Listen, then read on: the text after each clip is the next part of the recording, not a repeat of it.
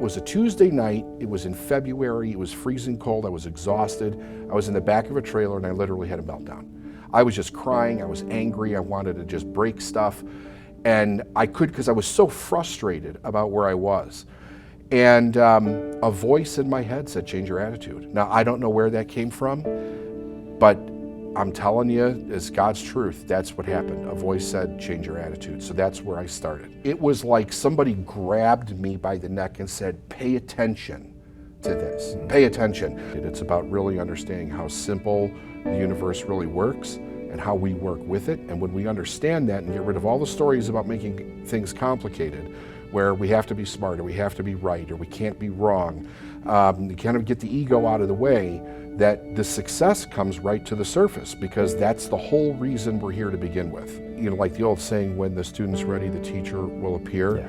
I think that there is somebody out there for every person. And when you find that person, I think that you should stay with that person until you learn everything that you possibly can.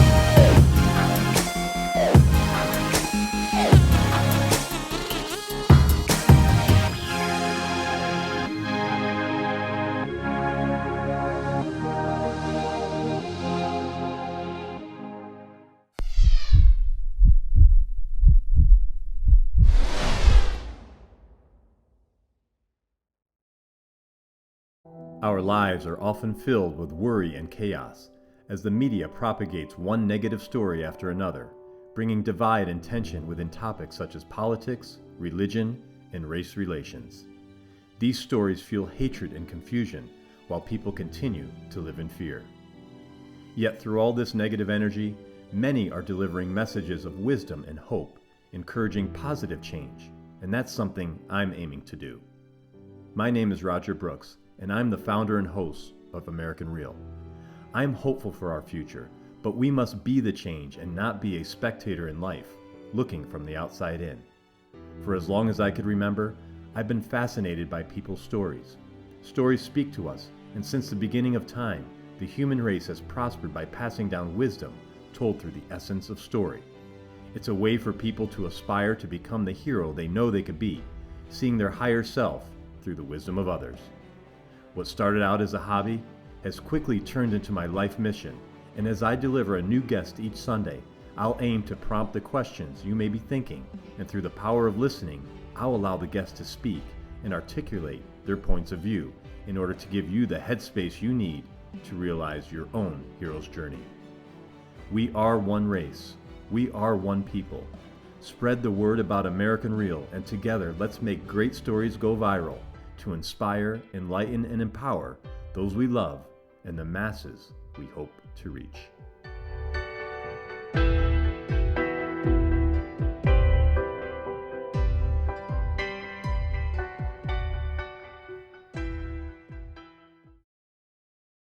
None of us ever stop learning, and I'm certainly no exception. Recently, I've been listening to David Neagle, who is the host of the Successful Mind podcast. David talks about the laws of the universe, which he's been studying for more than 30 years after he had a pretty traumatic boating accident which almost took his life. David applied these learnings to his own life. He started out as a forklift driver in his career and then turned into a self-help coach, where he's now helping people tap into their own belief systems to be able to accomplish whatever it is they want to achieve. Once again, we take the American Real studio on the road, this time outside of Charlotte, North Carolina, where David and his amazing staff invite us in. There we sit down for nearly 2 hours where he provides a detailed account about how his study of the successful mind all started. He discusses his mentors, books he read, as well as how he overcame adversity. And it all started when a voice inside his head told him to change his attitude.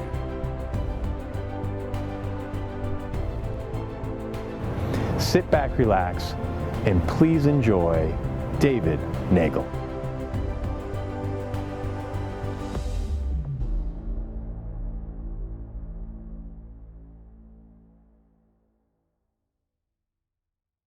This is American Real. I am Roger Brooks. My guest today is David Neagle, the best-selling author of The Millions Within, known as one of the architects of coaching and personal growth industry itself.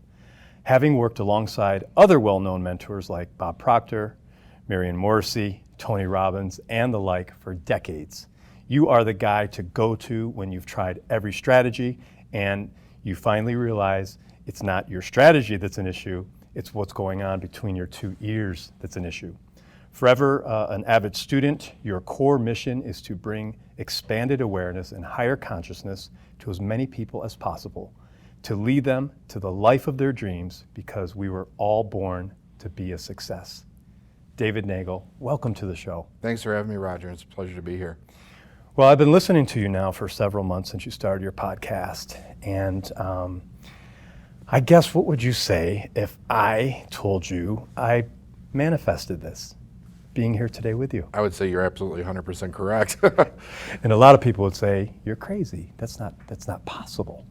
But after I listened to that story of you trying to get back to Chicago in the snowstorm, I started thinking about some events in my life, and when I had those positive thoughts that I was going to get it done, whether it was playing Little League Baseball and winning the league championship, or as I progressed in my career and attained sales goals, it was those times where when I was most confident that I succeeded.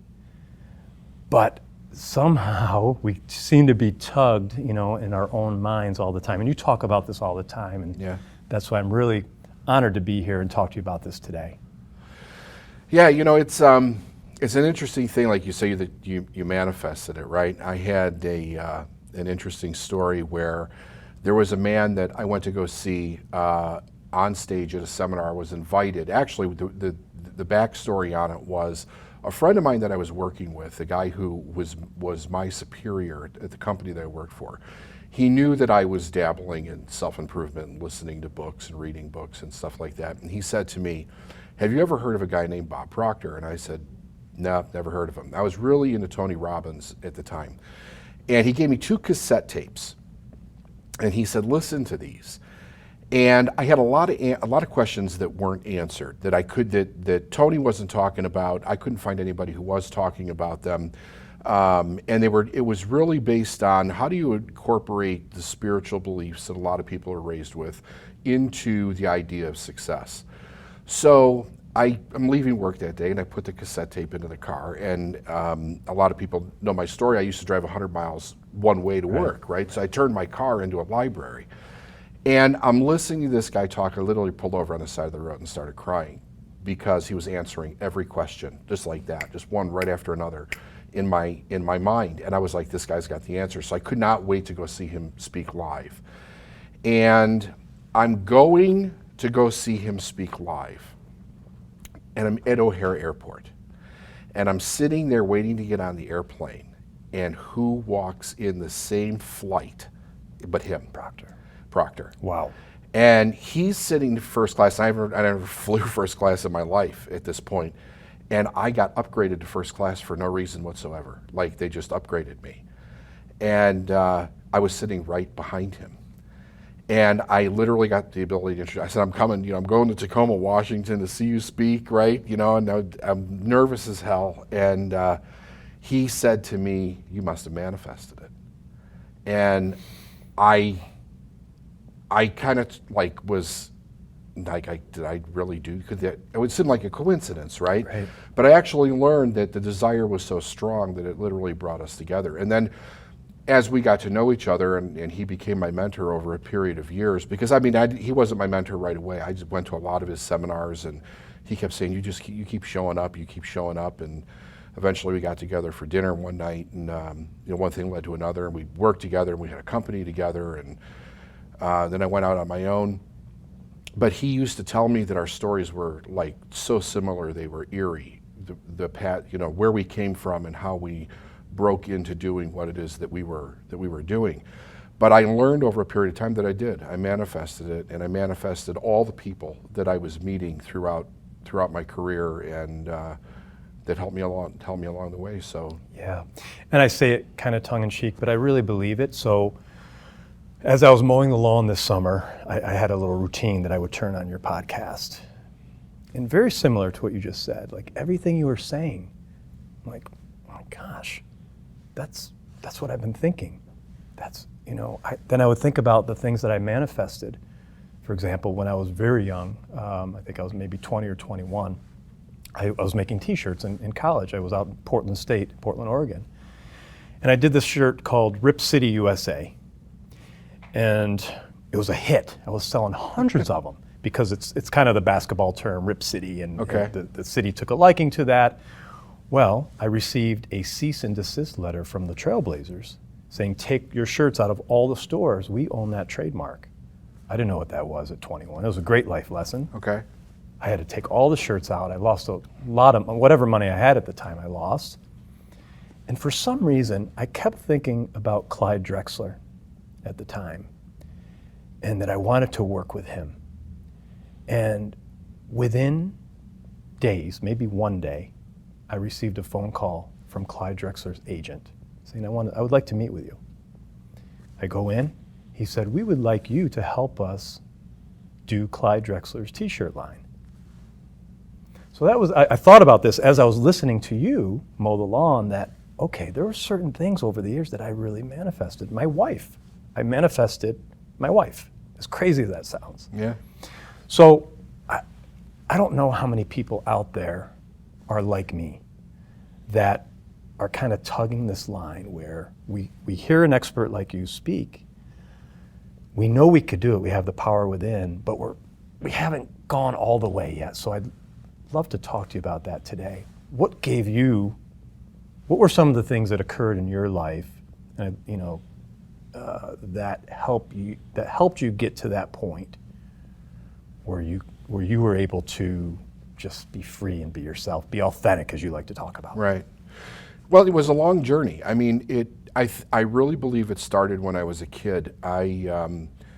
Prior to 1970, so I was born in '66. Prior to 1970, the best that I can remember, things were really great in my household. And then in 1970, there was an accident where my uncle and my two cousins, one was a year older than me, one was a year younger than me. They died in a house fire. Oh.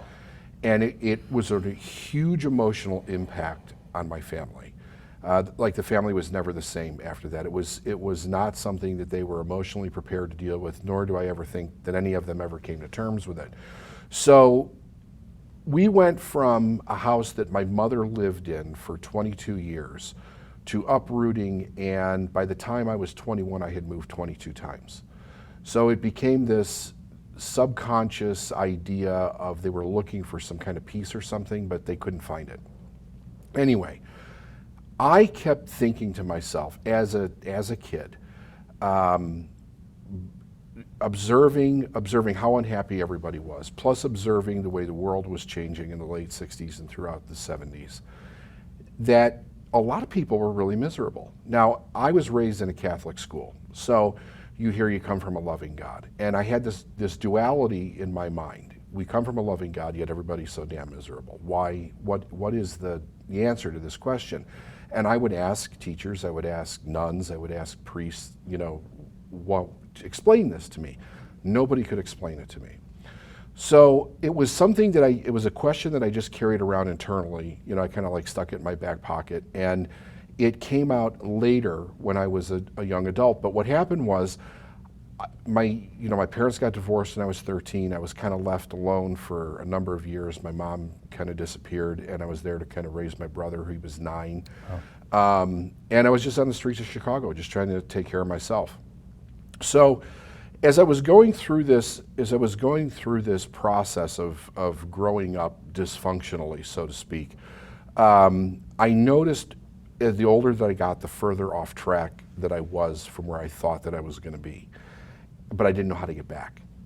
So I had an accident in 1989 that kind of woke me up to really changing everything. And what happened was, I was married.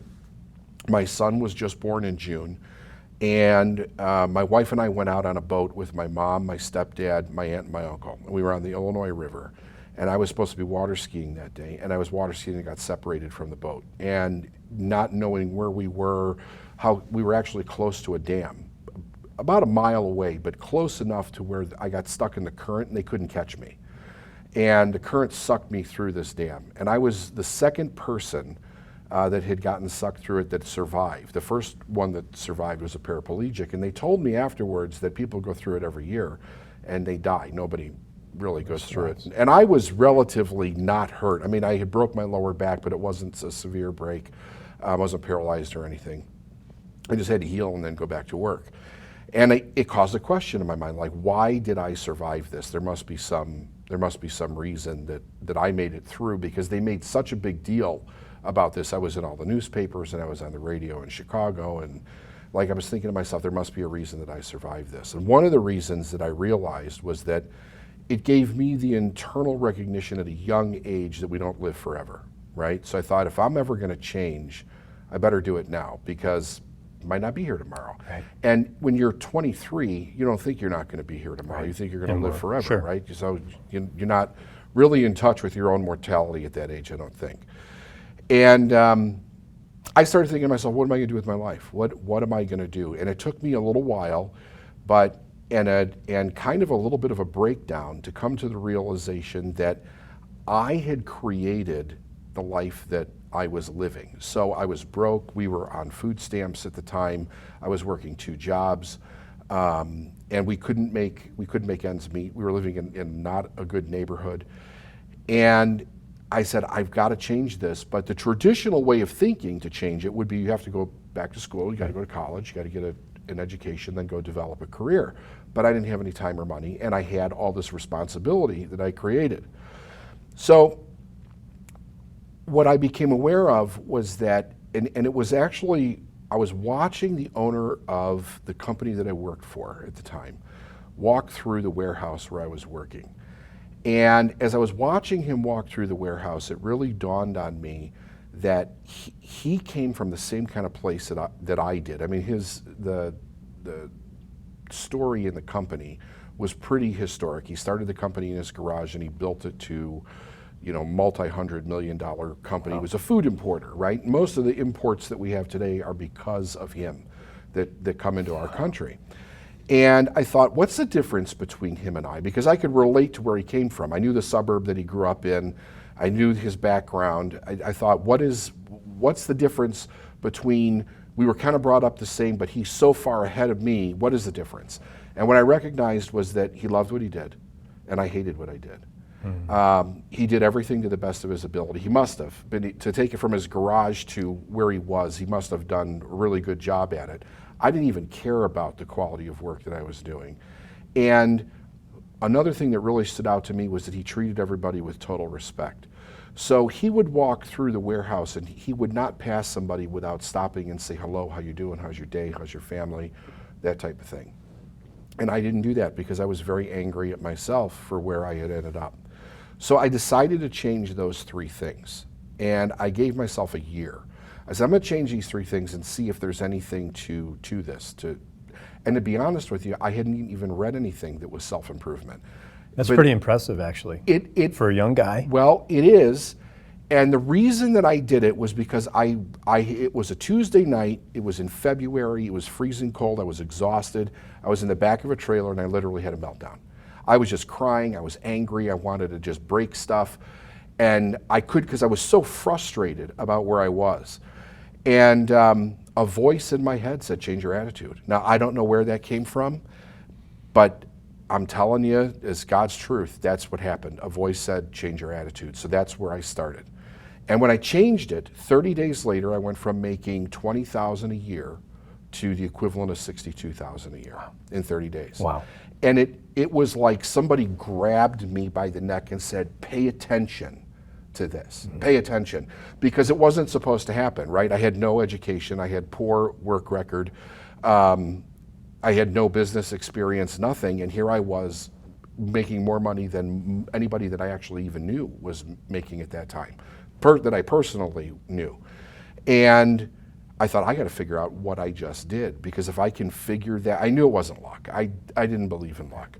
I knew that I had done something, that I had interacted with something that caused this change to happen. And if I could figure that out, I could fulfill the promise that I made when I was hanging from the tree when I got sucked through the dam. Because when I got sucked through the dam, I went downriver and around an island, and there was a tree branch hanging in the water. And it was the only thing I was able to grab onto because I couldn't get to shore. And when I was hanging on that tree branch, I said one of those bargaining prayers to God, like, if you let me live today, I'll do whatever, right? But what was interesting was I said, if you'll let me live today, I'll figure out why I haven't done what I was supposed to do, and then I'll spend the rest of my life teaching other people to do that. Now, I've thought about it over the years, right? And that's 30 years ago. So I don't know where that came from. I just got really, at that moment, two things happened. I had an incredible sense of peace that came over me, and the other one was that I was brutally honest with myself. And it wasn't that I didn't know what to do, it was I couldn't figure out how to get myself to do it. So that was the honesty that hit me in that moment. And then the culmination of that happened in that trailer that night when it said change your attitude. And then when I saw the result, that kind of gave me the impetus and the desire to figure out what caused this. So that put me on a journey of studying for 7 years until I figured out what it was. And then ever since then, that's what I've been doing. That's interesting. And I can't help think about when you were younger, when you would look around and see people and you said, why are they miserable?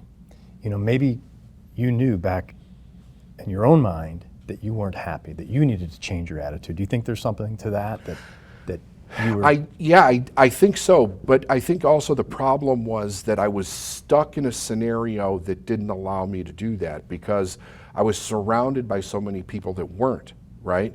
So you make a really good point, because I remember when I was a teenager, I was thinking to myself, I can't wait to get out of school so I get the hell out of here.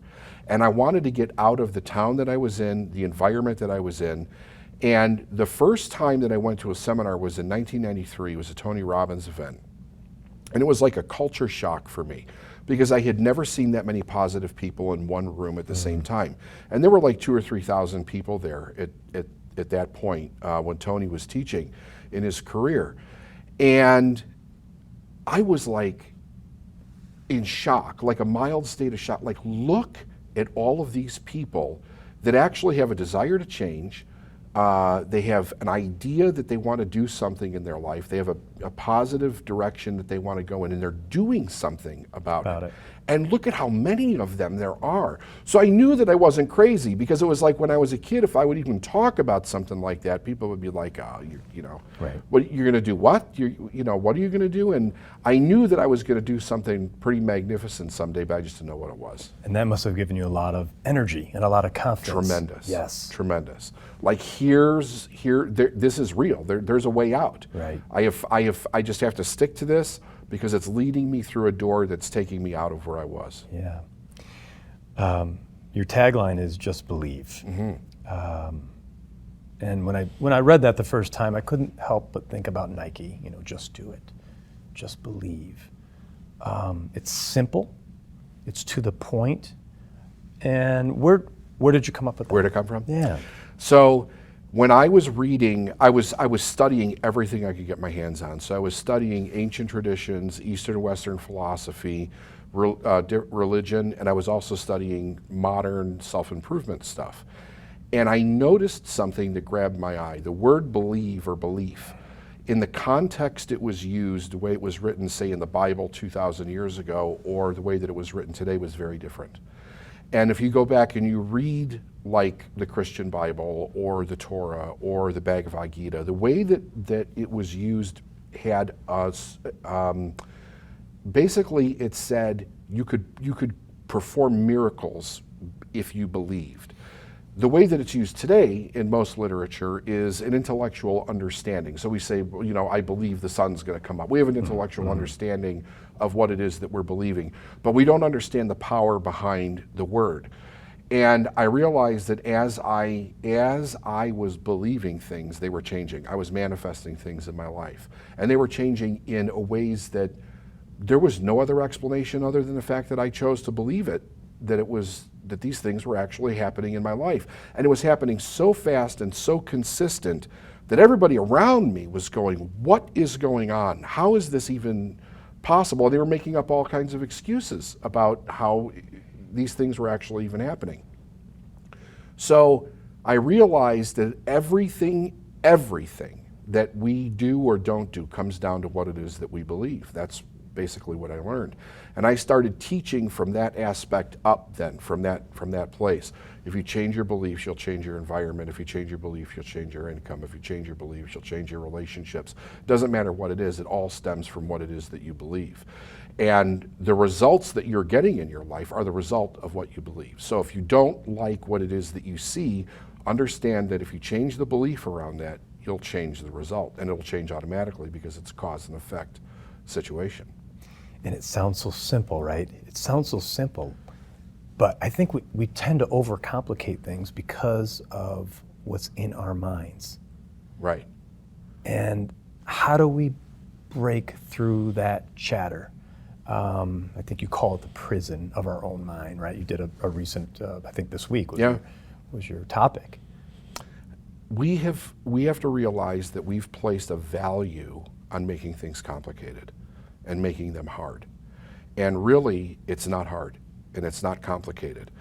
But that's actually a belief that we have. So one of the things is that I help people. I'm pretty well known for helping people getting over 7 figures in their income in a very short period of time, a year or less.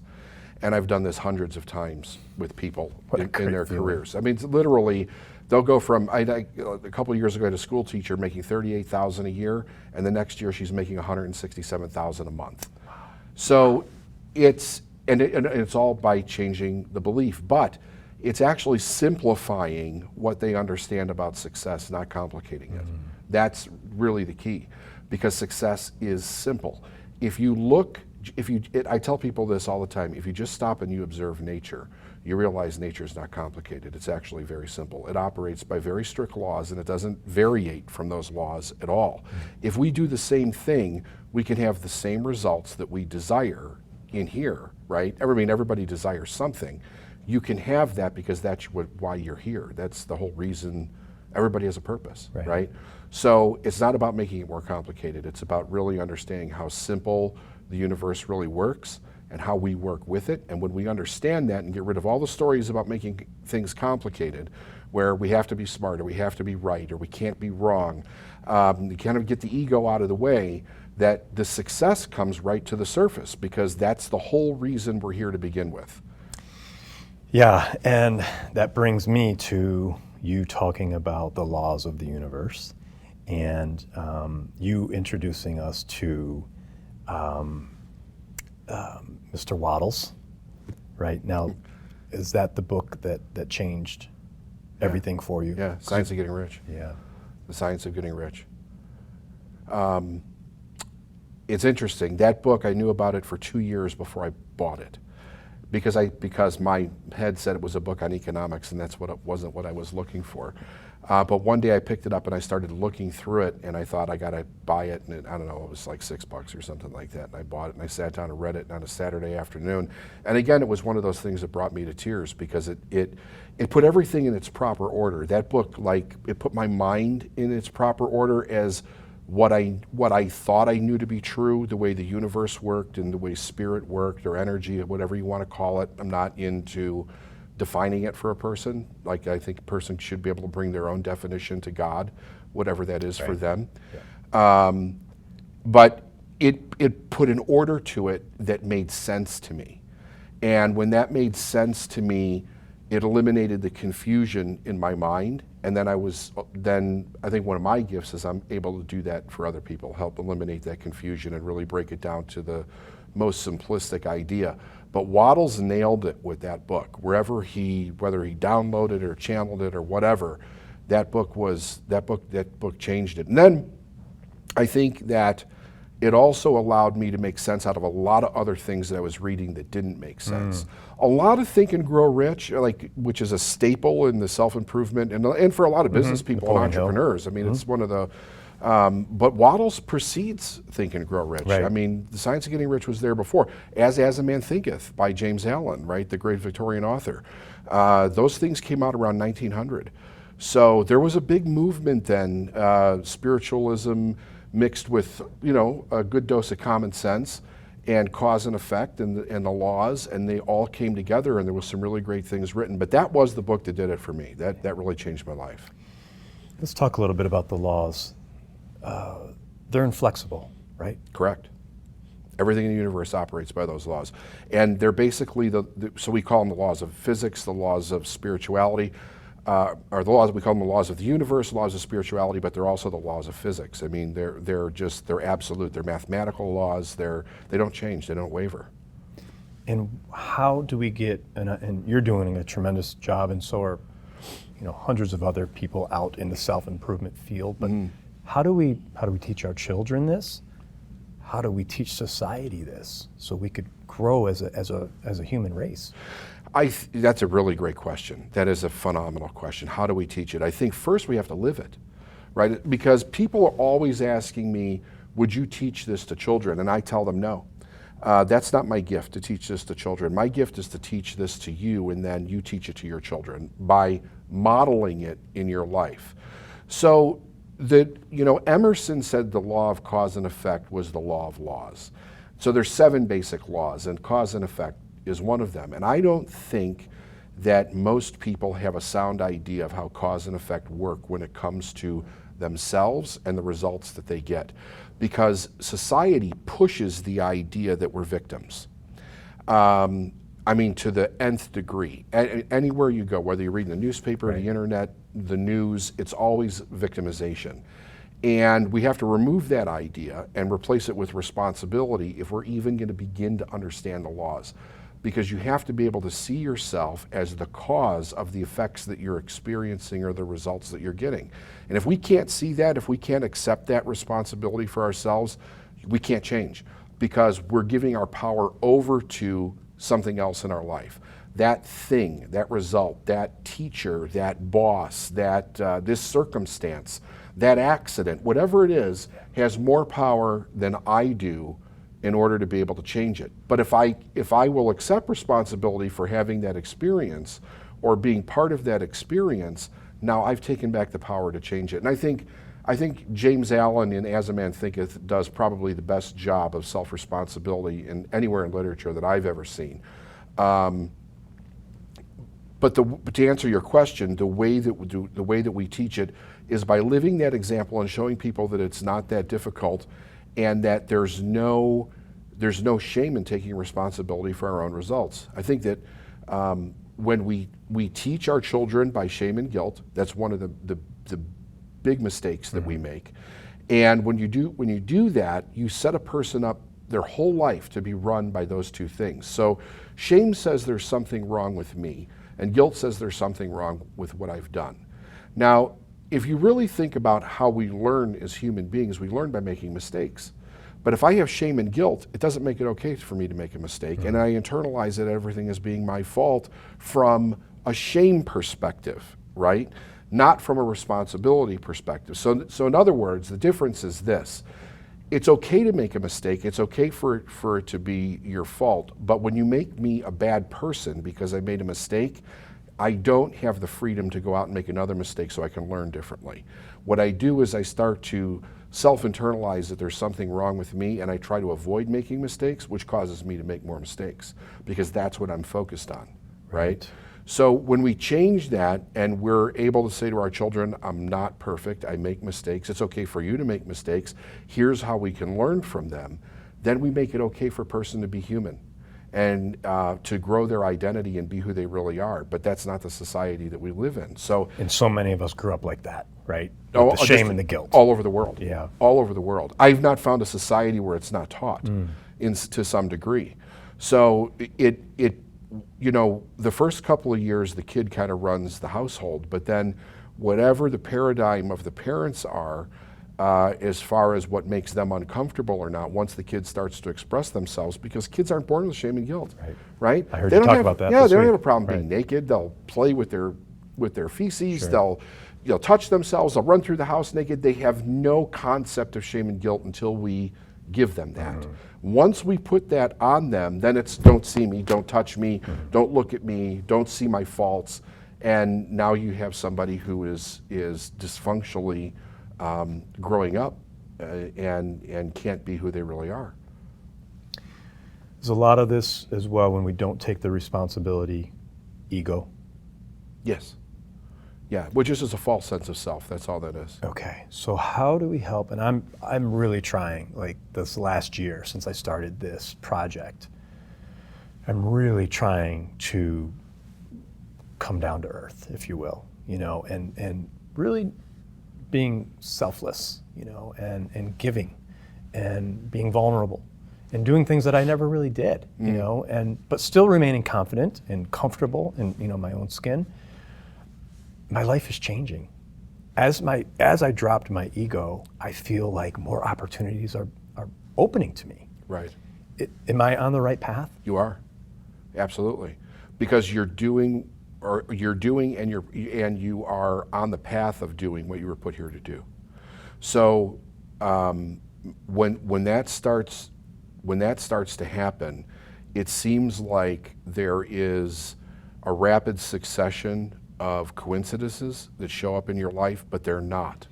It's an indication that you are on the right path and that you're in the manifestation of your purpose. Because I think nobody knows what their whole life's purpose is all in one chunk, like they opened up a birthday present. Oh, here's your purpose, right? It unfolds as you step into it. The more you step into it, the more it unfolds. If you would have showed me what I'm doing today when I worked on the dock, I wouldn't have believed you. I would have been like, there's no way, that's not me. Because I had so many insecurities at the time. I could never sat in an interview like this. I couldn't stand on stage in front of a few thousand people and talk. I wouldn't have been able to do those things because I was too self-conscious of who I was or wasn't at that time. But as that began to unfold and I began to do those things, then all of that false side of me fell away, and the natural essence of who I was came to the surface. And it still does, because the more I continue to work on myself, the better I get, and the more confident I get in who I am and why I'm here. And it's the same for you. And that's what shines through, right? When we become our authentic self, people could sense it. They feel that energy. Yeah. When I listen to you on your podcast and I'm mowing my lawn, I could tell, okay, this is not scripted. You might have some notes in front of you, but you're speaking from the heart. And I feel like, okay, I'm trying to do that too, and I feel better. I feel myself. Right. You are yourself. And that authenticity that comes through you, I think you have to realize, and everybody needs to realize, is that it may not be for everybody out there, but it's for a certain group of people, right? So in other words, we all have a measure of every talent that there is. And we have a purpose to bring whatever it is that resonates with us in our truth out to a certain group of people. Now that does two things. Number one, it's a benefit to other people. So we're here to benefit, we're here to give in some way, in whatever that might be. The other thing is that it brings us enormous satisfaction and fulfillment. When we're in our purpose, we feel fulfilled. We feel whole. We feel like we're doing something. We feel on our purpose. And it's just about finding that, and once you find it, continuing to stay on that track. Yeah. But the people, they don't need to be created. They're already here waiting for you, waiting for everybody that's watching this to step into their individual purpose and be what they were put here to created to be. And that's really what our job is to find that and then follow that for the rest of our life. That's incredible. And I love too how you talk about where everything that happened previous, like working on the dock, like me mowing lawns, whatever it was, was purposeful to get you to where you are today. It was. Every single thing. Everything that I experienced in my life and that everybody experiences in their life is 100% essential for them to be the person that they are now and for them to be the person that they're going to be. And I think a lot of what people do is they spend a tremendous amount of time wishing that things didn't happen or living in regret about mistakes that they've made. There are no mistakes. Everything happened for a reason, and it's to make you a better person and to find the gift in those things and to bring it out into the world. Like for me, like I come from a middle class, lower middle class background. I worked on a dock. I worked a lot of labor jobs. I think one of the things is that helps me relate to other people that come from that to say I can do it too. Because that's one of the things that I looked for. I looked for people that came from a same or similar background, because I heard you had to be really talented, or you had to go to school for a long time, or you had to know someone. And I had none of those things that were apparent to me that were my own. So how could I ever be a success? I had no relation in my mind, no concept of how do I go from where I am to being that success. So I would look for people that came from the same kind of background that I did that said that I could do it because I was that insecure in myself. So David, can we talk a little bit about resistance? Yeah, sure. And again, I only give some examples because that's all I know is, I'm listening to you and then I think about myself and it seems like the more good I try to do, the stronger the resistance that's pulling me the other way. So things will go right, things will be good, I'll try to do something better and then boom, something happens. Like it's tempting me not to push through. Go back to your old ways. It's easy. Yeah. It's easy to do that. Don't do all this. It's too much. It's, waste of energy, whatever. My question is resistance part of the laws of the universe? Is that normal? Is that natural? What I'm experiencing, and I'm sure millions of others as well, when they try to do something good, that they're pulled in the other direction. Well, I don't think that resistance is part of the laws as we know it, but what it is part of our reptilian brain trying to keep us safe. So we have this several million-year-old part of our brain that is really designed to do one thing, and that's just to keep us alive and procreate. That's all it's really designed to do.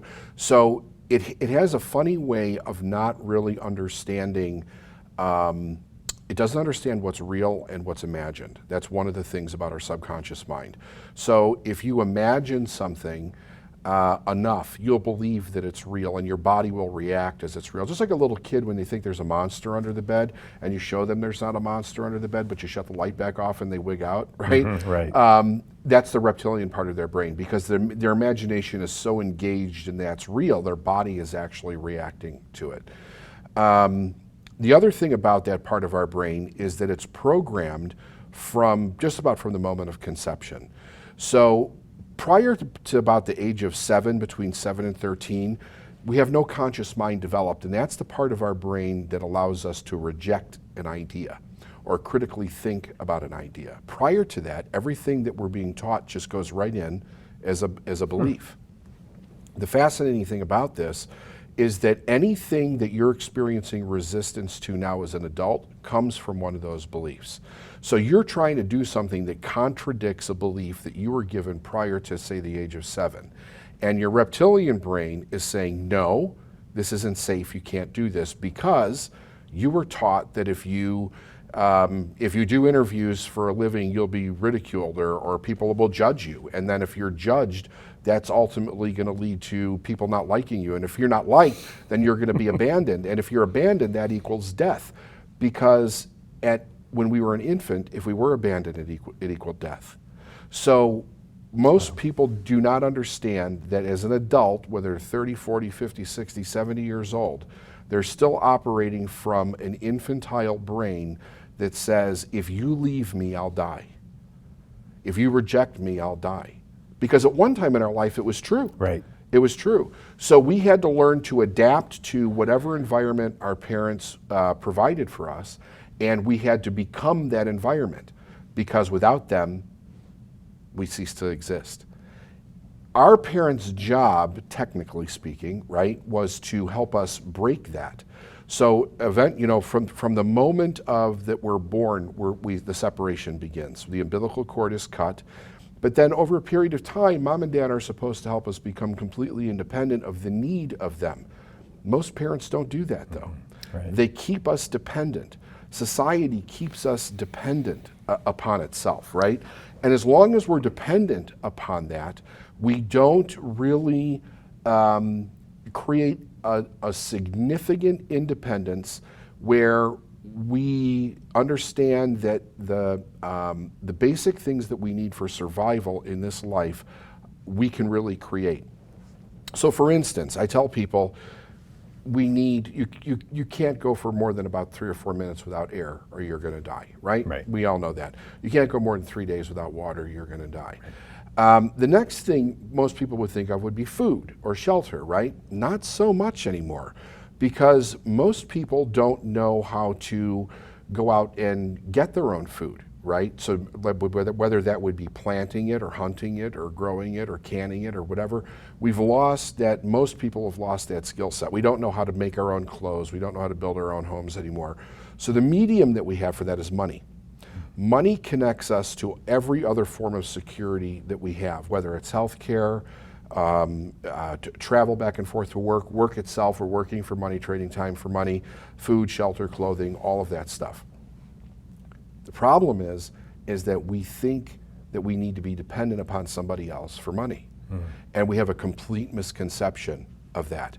With that misconception, what it does is it causes us to continue to alter who we are so that we feel safe getting that money from somebody else, in whatever medium that might be, whether it's that we need a job, so we have to play the game, or we have to be politically correct in the environment that we are so that we don't get fired and we can continue to climb the corporate ladder, even though we don't like what we do, and we may not even like the people that we're working with.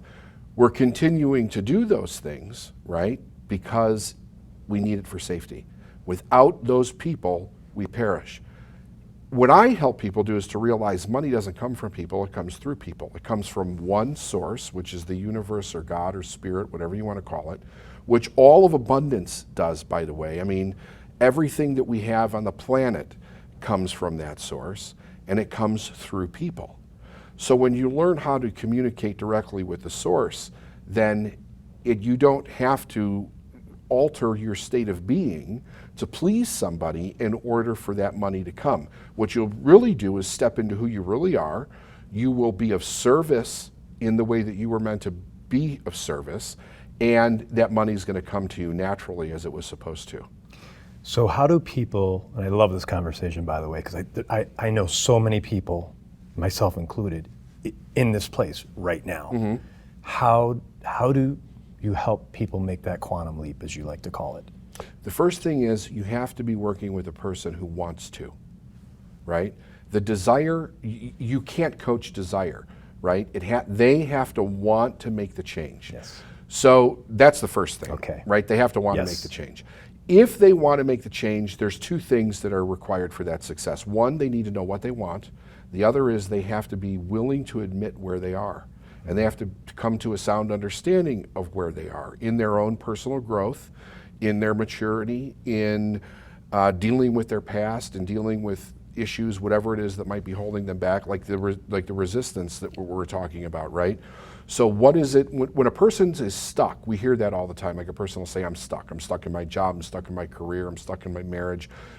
What they're really saying is I'm in resistance to something. So I'll say, what is it you're resisting doing? Being, doing, or having, what are you resisting?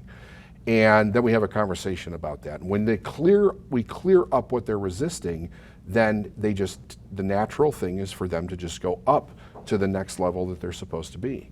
So that's really the key right there, is in helping somebody make the quantum leap is actually natural for them. A quantum leap is a natural process in their growth when you remove what's stopping them from making the quantum leap. So there's a lot of things that could be, right? That could be the way that they're thinking, not being willing to take responsibility. They could be in a toxic relationship or be in a toxic situation. I often say to a person, you're not going to get, if you're an alcoholic, you're not going to get sober staying in a bar. So you have to put yourself in the right environment for a quantum leap to happen also. You have to surround yourself with the right people. You have to have the right opportunities. And you have to be able to see those opportunities for yourself. Napoleon Hill talked about in Think and Grow Rich in the introduction. He called it the sly disguises of opportunity. And in his little paragraph, he says, when opportunity came, it came in a different direction and a different form than Barnes had expected. He was talking about this guy Barnes. He said perhaps this is why so many people fail to recognize opportunity, because it shows up as misfortune or temporary defeat or being unfortunate. So when I first read that, I thought to myself, oh my God, my opportunity to go from $20,000 a year to $62,000 a year existed for 2 years. It was around me for 2 years, that opportunity, but I couldn't see it because I was in such resistance to what that opportunity looked like. It didn't appear like an opportunity, it appeared like something I didn't want to do, right? Yeah. So once that resistance was removed, the quantum leap happened instantly. Okay. In 30 days. It was right there. It was there the whole time. And it is for everybody. And that's why, like I told you about the teacher that went from $38,000 a year to $167,000 a month. The opportunity for her to do that was there the whole time. Now, how do we know what that is for us? Because we have a desire to do it. So desire comes from the Latin root desire, which means of the Father. And it is the natural guidance system in all life that is pointing us toward the thing that we're supposed to be doing. So I often tell people, what do you think about in your secret thoughts, right? What do you dream about that you don't tell anybody else about because you don't want to be embarrassed or have somebody step on your dream or be made fun of or whatever? What do you feel in your heart that you're drawn to? It's not a big secret, really. I mean, everybody has something that they're pulled towards, and if they would acknowledge that, right, then you can start to work with that person on making a quantum leap. So it's just removing a few things that are blocking them, in their mind intellectually, and off they go every time. And let's stay on that example of a teacher. So say it's a teacher, and they have their secret desire or dream. Do you recommend that they maybe start on that as a hobby, or are they actually making that leap? So say they want to become a life coach and they don't want to teach anymore. Is there a process to that? No, there's no. The process is a decision. Decision. That's where we get into making it hard. Right. We think that there's a process, right? Moment, this was pointed out in a book by Raymond Hollywell called Working with the Law. He said the moment that we consciously recognize that we have the desire to do something, the way to do it's there simultaneously. So now that follows one of the laws, and that's the law of vibration. We're in harmonious vibration with the thing that we want. So it has to be here, and it has to be here in our life. And you can't go around it this way. No, you can't dodge it. We're literally energetically connected to it, and that follows another law, which is the law of polarity. The law of polarity states that everything has an opposite, and it's equal and opposite, right? But what we don't realize about that law is that it's connected, right? So I'll give you an example. If I use this water bottle that we have here, the water bottle has a left side and a right side. They're both connected, right? So that's the opposite. It has a top and a bottom, or a top and a bottom. It has an inside and it has an outside. But if we're going from the left to the right, as I cut, if I start slicing off the left side of this bottle, by the time I get all the way to the right side, when I remove the last slice, the whole thing is gone, okay? So let me just explain this as far as like wealth goes. If you use this bottle as the idea of the law of polarity, and I don't have any money. So let's say a person's in poverty, they would be on this side, okay? Wealth would be this side. Okay. But the law is following what we call the law of abundance. That's the truth, okay? So when a person is in resistance, they're looking at something that's not real or something that's not true. They're taking into their thinking part of an equation that is not actually real. And that part of the equation would be that poverty is the totality of their existence. I've always been in it. I was raised in the ghetto. There is no wealth for me. It may be for other people, but not for me. That's not true. That's just their experience on this side of the law, right? When they become aware of this side of the law, they can easily switch over to the other side, but they're both connected. Once they feel the desire, then they're in harmony with the other side. So that means the opportunity for them to move to this side is already in their life. When I felt the desire in the back of that trailer, it was the opportunity was there. I just needed to step into the opportunity. And is it also working with your own unique ability to get there? Yes, we all have a natural ability to do something. Right. It's so that's what you talked about earlier, that purpose, that sure, it's passion. different for each one. Maybe, you know, one person is a guitar player, another person's a writer, another person's an actor, another person is just a serial entrepreneur or an interviewer or a teacher, whatever it might be. We're all here for a very specific purpose. I believe that. And once we uncover what that is, the desire pulls us right to it like a magnet. And then once you find it, and let's use yourself as an example, you could do different mediums, and maybe there's even new mediums that aren't even here today that you could grow into. So for example, you started a podcast that you didn't have a year ago. Right? But you never really knew how to do it, but it fits with your unique ability. Is that right? So you could go out and you public speak, you do coaching. Sure. Okay. Well, I started this before the internet was, the internet was here, but there wasn't much of it, right? So you had to move with the times. Yeah. So, people today, it's funny that you bring that up, because people will say to me, they'll come to me and they'll be like, where do I find people? And I think to myself, I started this career before there was no internet, and I found people. Right. But I was willing to go knock on doors, right? I was willing to say, hey, you know what? Do you have a problem? Maybe I can help you with it. Today we have the internet, we have social media, and we have all these different ways of connecting with people all over the world, but we're losing our ability to connect with people all over the world at the same time. It's kind of like a paradox. But that's because it allows us to hide. So the way is always there, and again, that's in that book, Working with the Law by Raymond Hollywell. If somebody wants to pick that up, it's a great read. Whatever you have a desire for, the way for it to happen is already here. But that's not our job. The way is not our job. That's God's job or the universe's job. Okay. Our job, Roger, is to decide. That's what our job is. Because our biggest power is our ability to choose. That's what makes us, like if you want to go religious with it, godlike. No other form of life has that ability. No other form of life. Everything else has to follow its genetic structure that tells it what it is, that keeps it in the environment that it's generally born in or grown in or whatever, but not with human beings. We have the ability to create our own environment, right? We're the only form of life that's not at home in the environment that they're born in.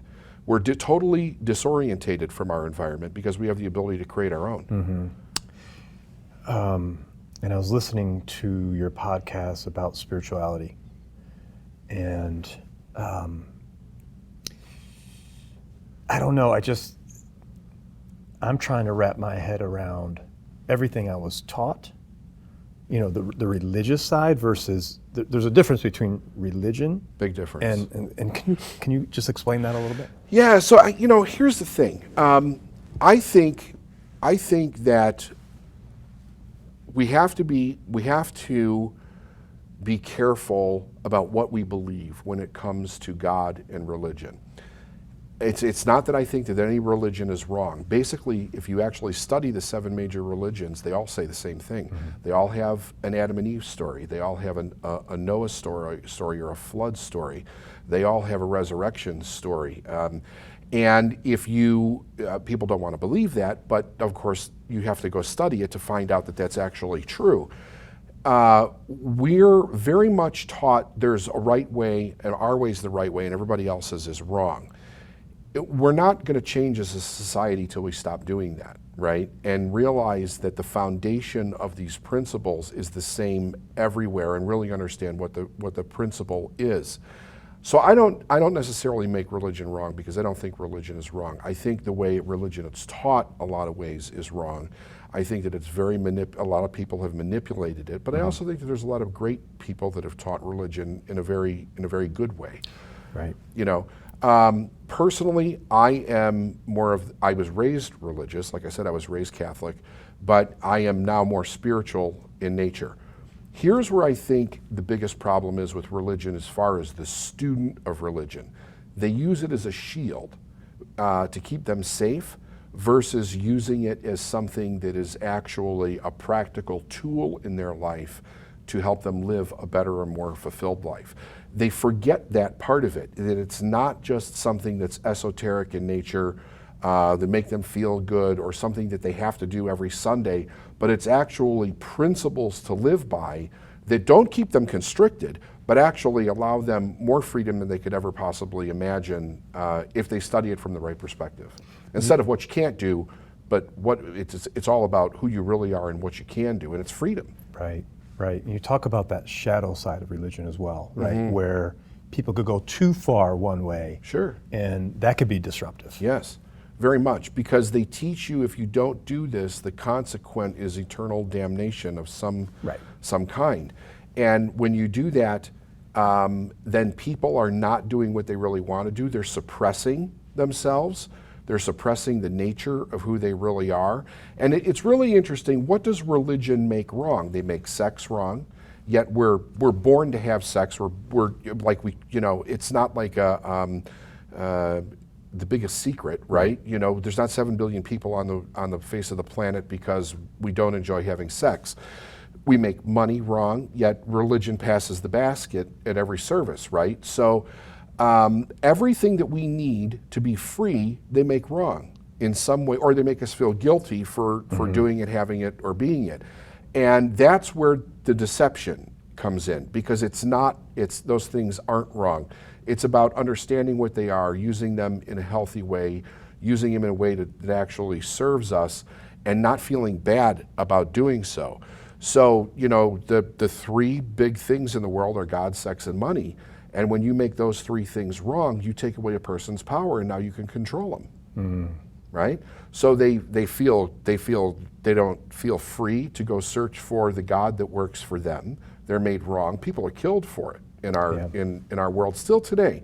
If you really think about that, we've come so far, and people are still killed in the name of God.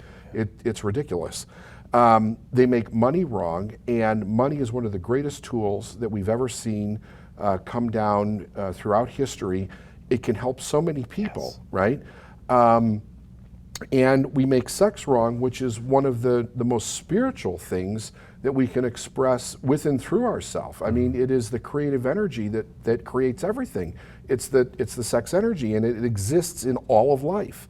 So to suppress those things, when we suppress them in our subconscious mind, the only thing the subconscious mind knows how to do is express. So if we make something wrong in our subconscious mind, it expresses itself in an unhealthy way. It's going to find a way to express itself. But when we make it wrong, it expresses itself unhealthy. And that's where we get the unhealthy side, or the shadow side of religion, of sex, of money, of life itself, right? It's all something that was supposed to be a natural expression of the human condition, but it was suppressed and made wrong, and now it expresses itself in an unhealthy way. And then it's passed on from one generation to another. Do you have hope that these things can change? Absolutely. Good. Absolutely. Because I think the only thing that actually exists is life itself. To believe that there is an equal destructive power would cancel out all of life the way that we know it. There is some intelligence, I believe, behind everything that is going on that is leading us in that direction. And I actually think we're in the infancy of what we're beginning to understand. But I totally believe that there's hope. And I think that we're working through it. There's only one destination we can end up in, right? So, and that is the idea of more life and truth. Everything is, you know, as we go through life, we're seeing, if you study history, all the things that we believed at one time that weren't true fall away, right? Yes, we do create other things to believe in that aren't true, but they quickly fall away Right. over time. I mean, at one time everybody believed the earth was flat, right? Right. And there was one time that we believed that the sun went around the earth. And it took a long time for people to give up those beliefs. But as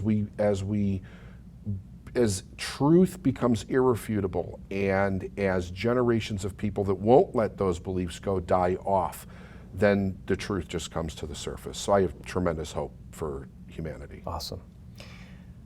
David, let's talk about mentors and the importance of mentors. And I hear you talk, often about some of your early mentors. Yeah. Could you just spend a couple of minutes on that and the importance of it for others to pass that on? Yeah, I think mentors are absolutely essential. And like the old saying, when the student's ready, the teacher will appear. Yeah. I think that there is somebody out there for every person that's going to come into your life, that is going to be an example, that is going to point you down the right road when a person has the desire. And when you find that person, I think that you should stay with that person until you learn everything that you possibly can from them. One of the things that I see today that is a little disturbing is people jump from one person to another. It's like they don't want to master something. They don't want to take something in and really master it and then go look for maybe somebody else that can take them further or whatever. They just want to jump from one person to the other without mastering something. Because it takes time, right? It definitely you have to dedicate that time. It definitely takes time. I went to seminars that my mentor taught for about 3 years before I started working with him. And then I was with him for about almost a 7-year period of time. Was that Proctor? Proctor, yeah, it was Proctor. Okay. You couldn't pay for an education that I got from that guy. My life would not be what it is today if it wasn't for him, and the time and the care that he took with me and what he exposed me to and what I learned from him. But I learned a tremendous amount from Tony Robbins. Those people and other people that most people wouldn't even know. That Marianne Williamson, she's been a great mentor. I've met her a few times. She's just an amazing person. You take a little bit away from each person in life and move forward, but you have to have mentors. You have to. Number one, it condenses your learning time, if nothing else, right? But you take the wisdom from these individuals and move. It really just helps you move forward. But those people are there, and you're waiting to meet them, and they're waiting to meet you. And then how important is it for the individual then to pass their knowledge on to others? I think it's very important. I think being mentorship, mentoring somebody else is essential. It's part of why we're here. Now, here's what I will say about this. I think that we wait until a person shows interest. Unless they're in some kind of a critical situation, or like it's an intervention type, an area where somebody's going to like kill themselves or something. But I have found that if you will allow a person to get to the place where they ask you for help, that it makes all the difference in the world as far as them receiving the help. If they're not asking, then like my mentor used to say, everybody's got a right to be as miserable as they want to be. We don't have to throw ourselves on top of people to go rescuing them and save them.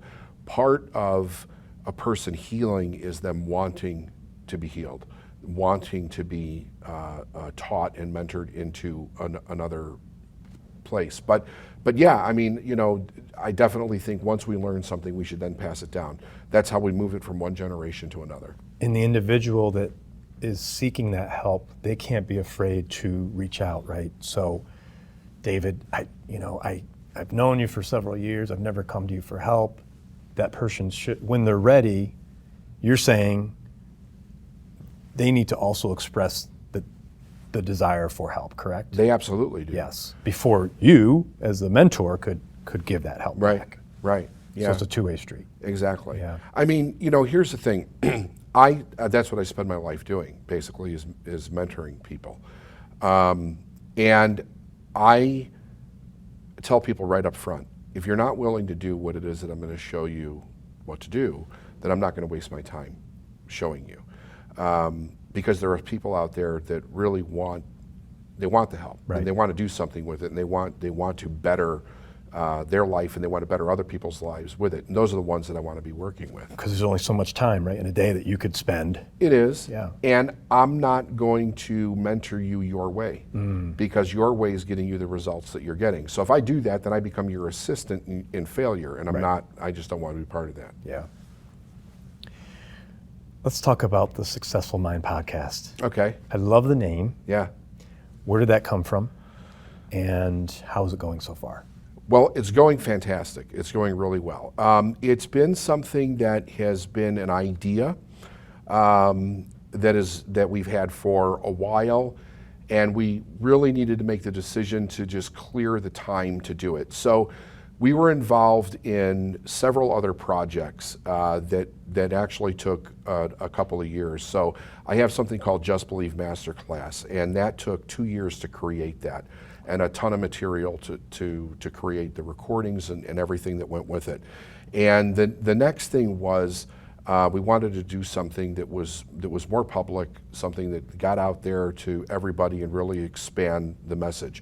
So, we sat down and we tossed around ideas, and the podcast was something that I wanted to do. I had been really watching other people's podcasts. I had a lot of people that I liked what they were doing. Your mentor, Brian Rose, I'm a big fan of his. And I thought, I want to do something. I want to do something like that. Not only do I want to be interviewed, but I want to interview other people, and I want to also teach. I want to do some teaching that I want to get out there. Interesting. So for right now, at least, you're doing it solo. I am. But you do have plans maybe to interview people? I do. Oh, I great. absolutely do.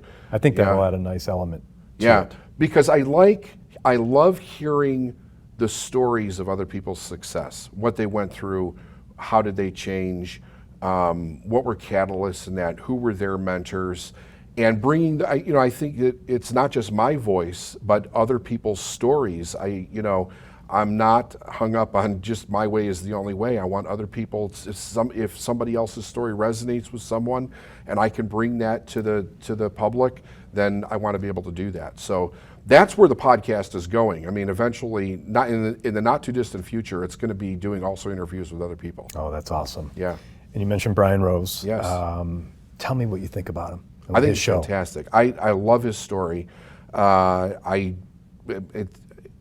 think that, so it's interesting because I'm observing so many podcasts because I'm also learning, right? I'm trying to learn, like, what's a good way to do this? What's my personality? How do I want to bring this to the public? And I see Brian ask questions and really give people the space to really tell their story. He doesn't really interject all that much. He doesn't direct it and it's like there's no agenda there on what he's going to do.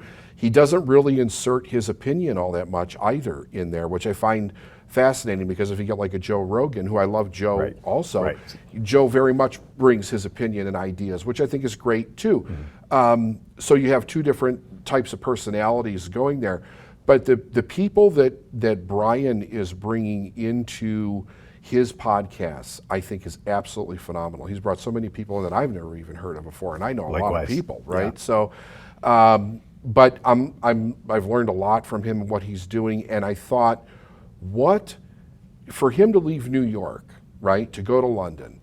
I know he recently shared that he had a heroin habit, and he was still an addict when he went to London, and he kicked the heroin habit, and he had this urge to really connect with other individuals, and he is living his purpose through his own healing, through bringing that out and bringing in all different kinds of individuals to share their stories that are just absolutely fascinating. I love what he's doing. I just absolutely love what he's doing. I think it's fantastic. No, that's great, and I love the fact that you're podcasting now. This now exposes you to a whole new audience.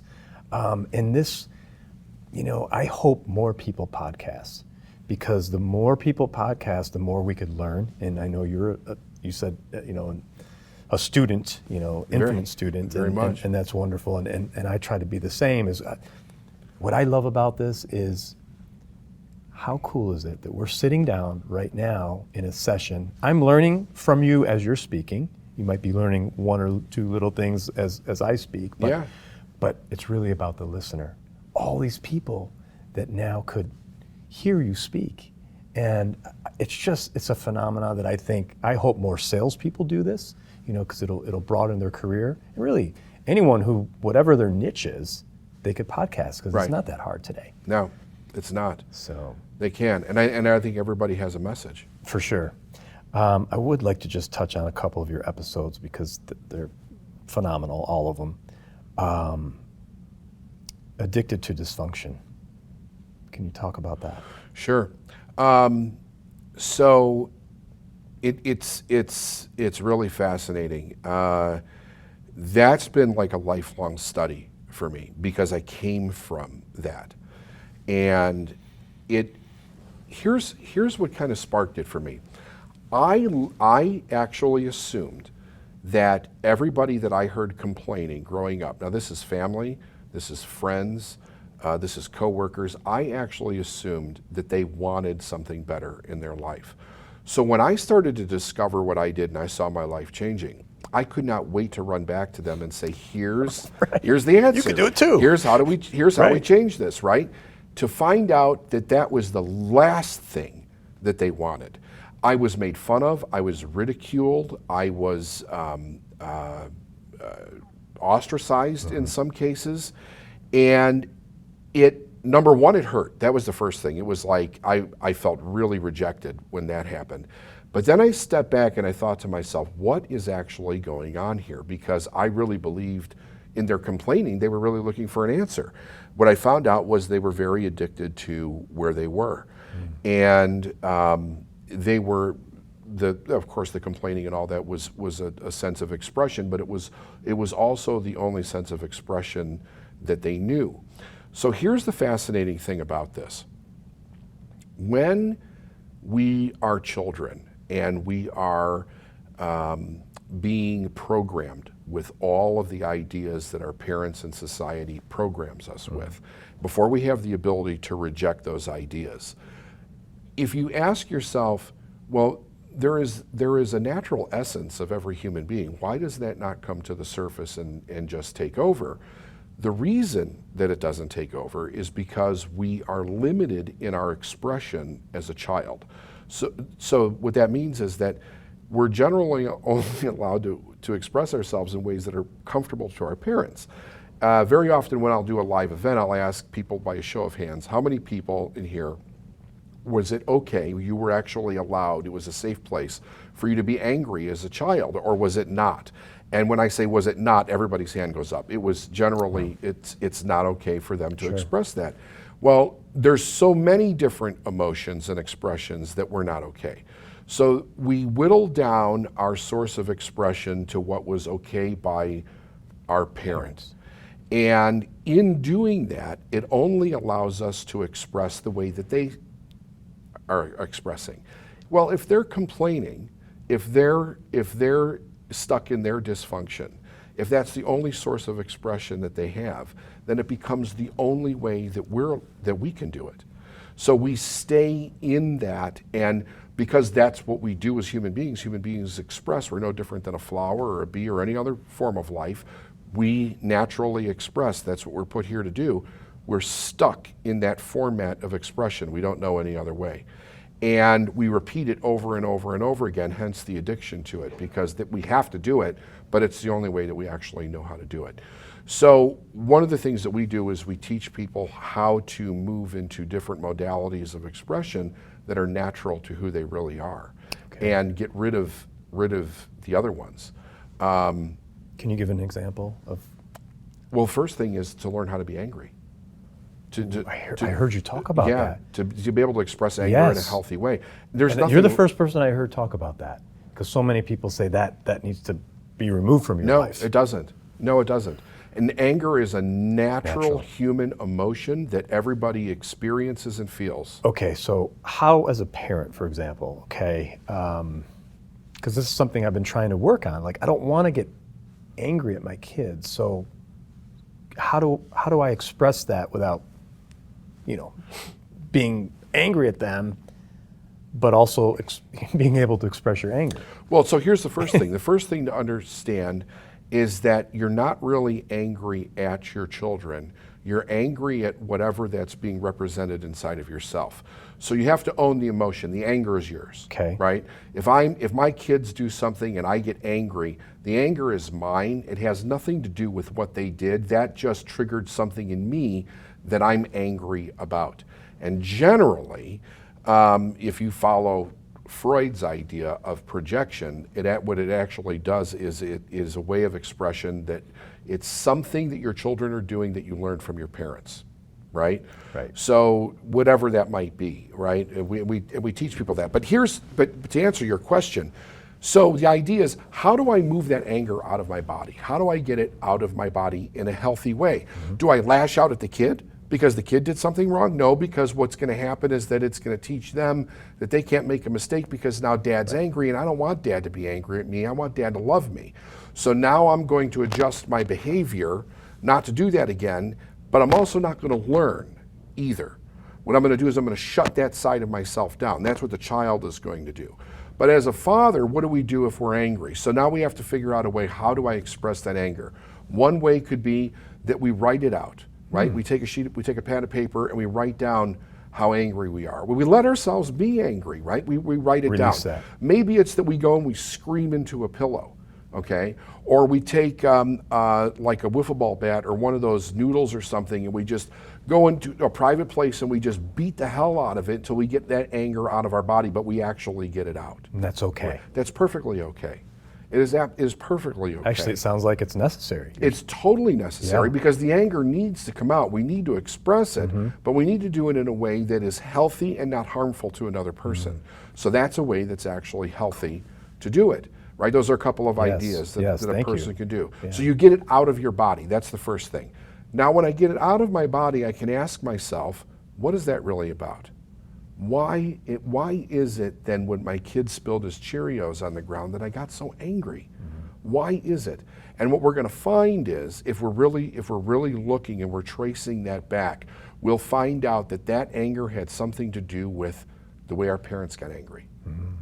Because you didn't create it yourself. It's a pattern that came from the people that raised us, or something that we were exposed to or experienced as a child. When we realize that it's not even us, that it's our parents, or it's a grandparent or a teacher that we're replicating in our own behavior, we're able to discharge it. Yeah.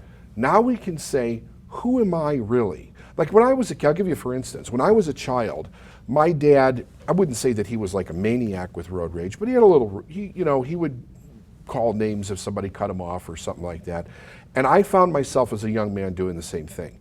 And I thought to myself, that's not who I am. I'm mimicking the way my father behaved when this happened, right? Or I'm mimicking the way my mother behaved when this happened. But that's not really how I feel. Why don't I feel okay to express the way that I feel about this?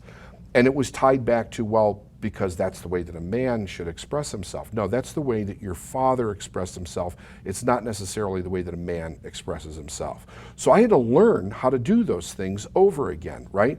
How do I really want to express myself? What is a healthy way of doing that? You see? Love it. So the addiction part is really the addiction to someone else that's dysfunctional. It's not the dysfunction itself. It's actually being addicted to someone else. Because we don't realize, even at 45 years old, that we're still trying to maintain that connection with mom or dad, and maybe mom and dad have actually even passed on. Your subconscious mind doesn't know that. So we stay connected to that person because, again, it goes back to what I said before, survival. Right, that lizard brain. The power of visualization, I'm sorry. Yeah, so I'm going to show you something, bringing that up. Great. So this is a goal card, okay? This is one of the goal cards that we pass out at events. And on the back of it, it says, my goal, and then it says, I'm so happy and grateful now that, and we have people write down what their goal is on it. Now, before they write this down on the card, what we have them do is write in long form whatever their goal might be, in specific detail. They have to visualize that in order for that to to get it out on the paper, right? Okay. So they're building an image in their mind, and we think in pictures, okay? Right. So as we're building the image, we're actually creating brain cells. We're taking that image and putting it into brain cells. So what that does when they write it down on the card then is that when they touch the card, it actually sends a light image and causes them to see that image on their mind. They're seeing themselves with the goal that they want. So it's kind of like remembering it, but it's also having them remember that they're remembering it, so that it becomes more a new image that they're seeing all the time, right? As they see that all the time, they're putting themselves in harmony with that, and they're creating it. They're turning it into a belief, and they're literally creating it in their life. So a goal card is something that my mentor taught me about a goal card, and I've had one with me ever since he taught me. I carry it with me every single day. And I have the goals that I am working on short-term and long-term on there. That's awesome. So what would an example of David Nagle's goals be right now in your life? Well, one of the goals that we have right now is to make the podcast more well-known and increase the viewership of the podcast. We have a goal about getting on more interviews on TV, which we're currently doing. We had I have a coach for that, by the way, wow. Right? So that's incredible. Yeah, the person's teaching me how to be, because this kind of an interview versus a television interview is completely different, mm-hmm. right? So you have to learn how to do that, and I'm even though I've done it before, I'm learning how to do it in a much more professional way that works. So we have goals for increasing the company. We have a goal to make 1 million millionaires, right? Oh, that's wonderful. Yeah, so it's not all directly by me, but through the outreach of everybody that we help become a millionaire, and they're helping other people do the same thing. Some of them, not all of them, but Sure. some of them are doing that. So those are some ideas, David, how does it make you feel to help people? Wonderful. It's the best feeling in the world.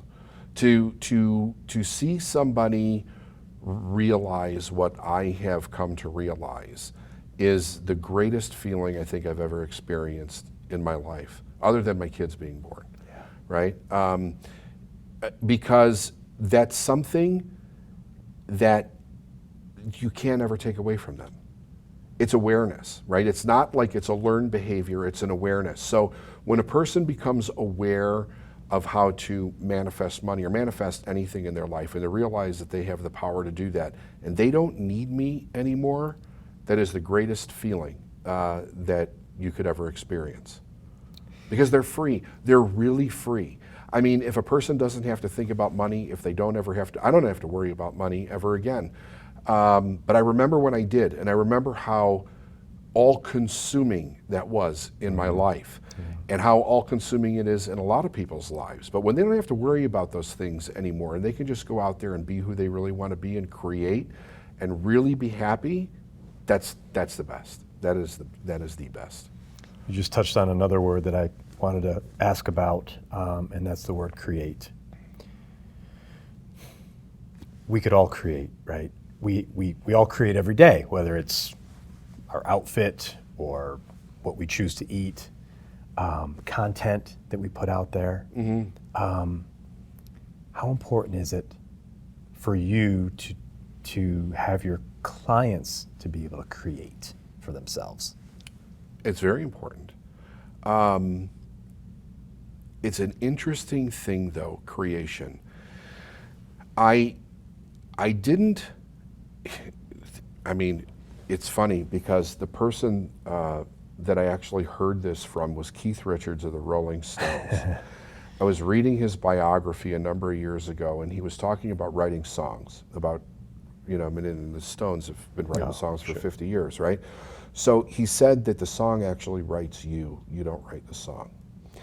And I thought to myself, yeah, that's what it is. That's it in a nutshell. The creation is actually coming through you, and it's something that you allow to happen through you. So people will often, and I got to give credit to my mentor again for this, because we were doing a seminar in Toronto, and he lives in Toronto, And it was one of the first times that I was going to speak with him on stage at the same time. And I had prepared for a couple of weeks what we were going to do. And I got to the hotel, and he had phoned me, and he said, "I'm having dinner, come down and have dinner with me." And I brought this binder of stuff down, right?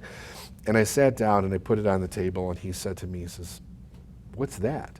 And I said, "Well, these are a bunch of ideas that I had of what we would do, or what my part would be, over the next 3 days in this seminar." And he said, "You can just take that back to your room. We're not doing any of that." And I was like, I didn't know what I had just done. And he said, he liked to play with me a little bit, right? And he said, "I'm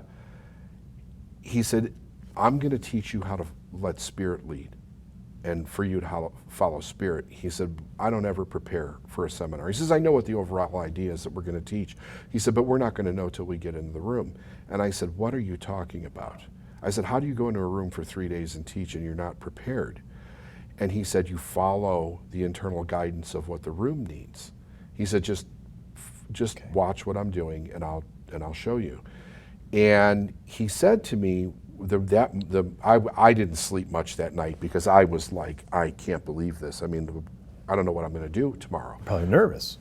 I was very nervous, and I had already been doing this for a couple of years. Like, I had been already teaching. You had a system and a method Yes, that worked. Yes, Yeah. right. And he said, "You have a voice inside of you that's going to tell you what to say. You just need to follow it." And I thought to myself, I said, "Bob, I can't say that." He says, "Yes, you can, because that's what they need to hear." He says, "That's your higher self telling you what to do." I've never not done it anyway since then. So, like when you said, "You're sure I have notes for the podcast," you can ask the producer of my podcast, Brandon Tuss. I don't have any notes. I have like the name of the podcast or the idea of what I'm going to teach, but I just get up there and let it flow through me. So do I need to get rid of this? That's That's what I'm thinking about. I mean, I think that, you got to trust the inner voice within that's telling you what to ask or what to talk about, because that's what everybody needs to hear. Yeah. See, for me, I use it as a guide, Sure. but so now I put it down, Yeah. and I'm okay, I'm comfortable, but that's kind of like my savior that's right there with me. So what does your inner voice say to ask me next? Well, it's kind of freeing. It's very freeing. It's freeing. So now it's just open. One of the things I wanted to ask you was, what's the most amazing manifestation that you've had over the last, say, 30 years? I heard the story of the snowstorm.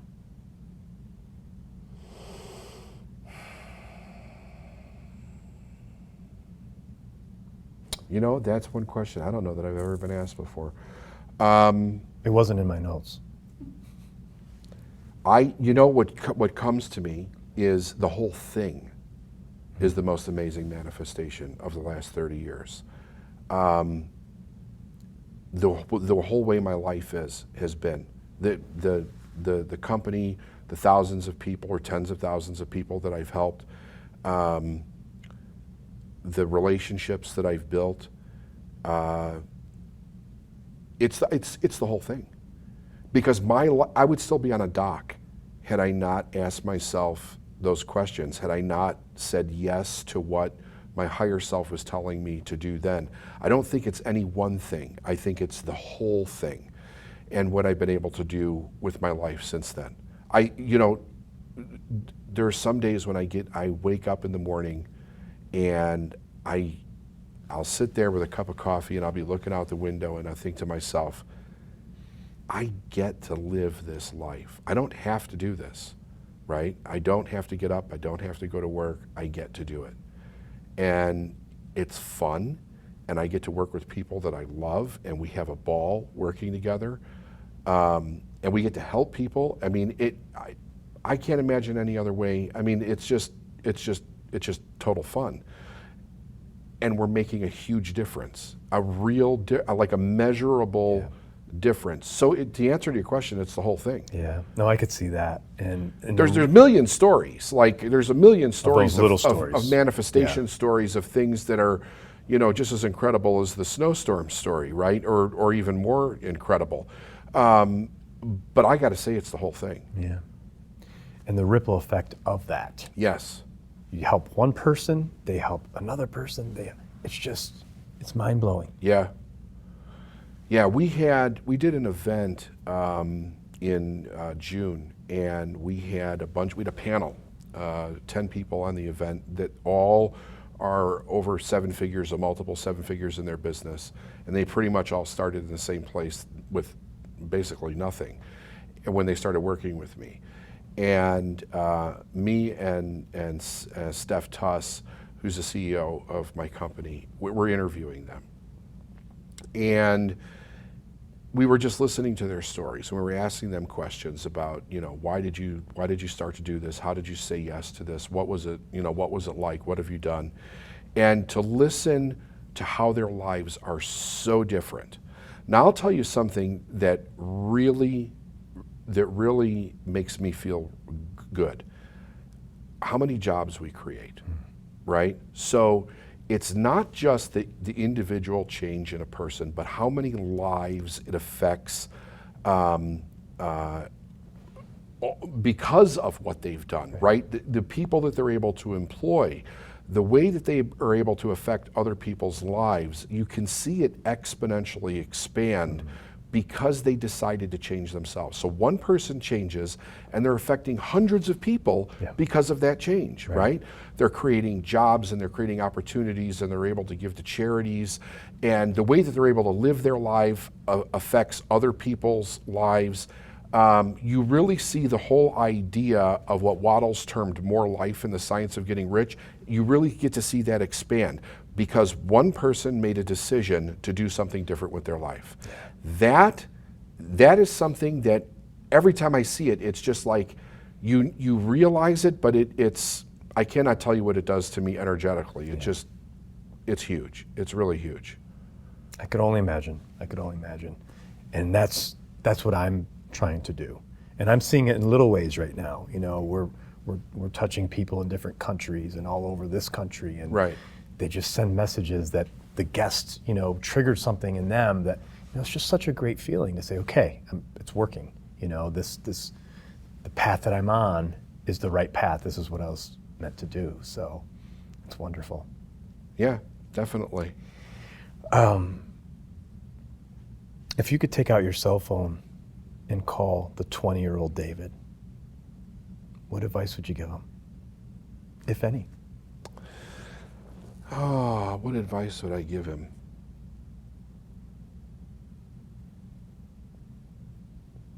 It probably wouldn't be much. If anything, it would be, you're going to get there. That would be about it, if I said anything at all, because I really believe that I had to go through everything that I went through. And there were so many times where I thought to myself, is something going to change? Am I going to get there? Am I going to be stuck like this all of my life? But everything had to happen the way that it did. So if I went back and interjected in that 20-year-old person, it wouldn't turn out the same. I don't know how it would have turned out. It could have turned out better. It could have turned out worse. I don't know. But I do know that it's turned out pretty darn good. So I would be very hesitant to go back and say anything to him other than it's going to be okay. Maybe that reassurance, but that would be it, even if I did that. Because I really do believe, I have heard people say, I wish I could go back and not have made that mistake, or I wish I could have done that. And I've had times where I've said that myself, but then when I'm out of the emotion of it and I really think about it and I think to myself, you know what? It might not have been fun to experience that, but without experiencing that, I wouldn't have learned this. And without learning this, I wouldn't have become this person, because it was so essential for me to learn that, and I couldn't have learned it without going through that pain or that mistake or that error or whatever it was. So, those things absolutely are essential for us to be that person. And it goes back, I think, like to the, the card, like we wrote Just Believe on the card. But this card is an intention of where I want to end up down the road, right? I didn't know that then. I had an idea, like, my biggest concern was, how do I get through the day? How do I keep my light bill going? How do I stop my car from being repossessed? Nobody ever said, write down what you want on a card, focus on that every day, pay attention to what shows up in your life, say yes to the opportunities that are going to point you in that direction, no matter what they are, and then follow those things. But if a person does that, they have a completely different outcome, in their life. We have on our website, we have a free download for people called "You Were Born to Be a Success." I saw it, yes. And it's something that they go to our website, davidneagle.com, they can download it. It's totally free. There's no obligation for anything. But it really kind of educates a person that their life it's not a mistake. They were not put here to suffer. They were born to succeed at something. That something is already in them. Everything that they need is already in them. I had a sense of that when I was 20, that was true. I just didn't know how to get to it. Mm-hmm. But it took all of those things in order to get to that, I think. Right. This idea reminds me of Earl Nightingale came out with something back in the late 50s, I believe, called The Strangest Secret. Did you hear about that? Oh yeah, okay. Yeah, many times. Yeah. And same thing. He said, become write what you it down. think about. You become what you think about. Yeah. Same concept. So these things that we hear over time, these ideas have been around for a while, right? Yes. But it's the act of writing it down, to visualize that. You said, it goes into your brain, and what's the concept? To continue to look at that daily? You said look at that daily? Yeah, so here's the thing. I think that it's a place for a person to start, okay? I've made it a habit. I did it for so long because my mentor said, this is what you do. I made the agreement with him that was what I'm gonna do. I don't need to write it down anymore to remember it. It's like when I decide something, I'm pretty much connected to it all the time. But I think that the fascinating thing about this is that if I give this card to somebody and I say, write down the goal, where'd the goal come from? Right. In here. Right. So they already have the goal. Right. All the card does is remind them to think about it, because life tries to get you to think about something else on a consistent basis. So that's what the purpose of the card is. The person already has it on the inside. We're just trying to remind them of who they already are and to keep them going in that direction. As a kid, we're not really taught how to make a committed decision to anything. And the decisions that we make, we change them, on a whim. If a person says, I'm going to get up and run every morning, and they get up and it's snowing outside or it's raining outside, they don't think, what do I need to wear to go running? They're like, oh hell, I'm not going to run today. It's the weather's right. I'll wait for the weather to be nice to go do that. That's not a committed decision to do something. And I think we're afraid to make those kinds of decisions to do something. But if we will do that, we can change anything in our life that we want to change, because it really is just a decision. How do we get past the fear? We don't. That's a misconception. You don't get past the fear. You let the fear come along with you. First of all, a couple things to know about fear. You're only born with two fears, the fear of falling and the fear of loud noises. Every other fear is learned. Wow. Right? So when I first learned that, I was like, yes, because they're not real. Right. It was like that set me free right there. It's not real, right? But what I learned was that when you are spending your time trying to get rid of the fear, you're focused on the fear. Just let the fear be there, right? And most people don't think about that. Why can't you just let the fear be there? It's like, do it afraid anyway, right? Mm-hmm. So, okay, the fear's there. Come on, come acknowledge with me. it, but don't. Yeah, come with me. That's fine. You can be there. I'm going to go do this anyway, regardless of it. Because what happens is, there's no reason for courage until you have fear, right? So the desire to do something is going to help you have the courage to go through whatever you need to go through. The manifestation of something new is going to cancel out the fear. But you don't get to cancel out the fear until you get the manifestation of something new. Okay. Because what happens is you can say you can do all these different techniques to get rid of fear, okay? But your brain is always going to go, yeah, but you don't have the result yet, right? It's like when they used to tell you affirmations, positive affirmations, which I think are good to a certain extent. It has its place. But a positive affirmation is not going to make you a millionaire. So you can write down on a card, I'm a millionaire, I'm a millionaire, I'm a millionaire, and it's not going to make you a millionaire, right? Because your brain's going to go, yeah, but you're broke in your bank. They're sending you letters that you're behind on your car payment. You're not a millionaire. So you have that reality that's going back and forth. Instead, what I think is that you allow the fear or the doubt or whatever to be there, but you go do the other thing anyway. That's where a mentor comes in handy, because a mentor will remind you that that is not real. You know, fear, false evidence appearing real, the old acronym. Oh, yes. They will remind you that it's okay for it to be there. Yeah. Let the fear be there and go do it regardless of the fear. I'm here, believe in my belief that you can do this, and you're going to win. Mm-hmm. When I said to my mentor, he said to me, David, what do you want? I said, I want to be a millionaire. And he said, but you don't believe that you can be one, do you? And I said, he got me, right? And I was like, no, I don't think I do. He said, would you believe in my belief that you can do it? Ooh. And I had never heard that before. Yeah. And I thought to myself, yeah, wow, I can do that. So I kind of, you leverage your mentor's belief in you, and I could believe in that he believed that I could do it. Because, I thought to myself, why would he even take me on as a client? I have no proof that I can do something like this, but I knew that he knew something I didn't know. Yeah. So I believed in that, and that's what I went after, and I became a millionaire so fast it made my head spin.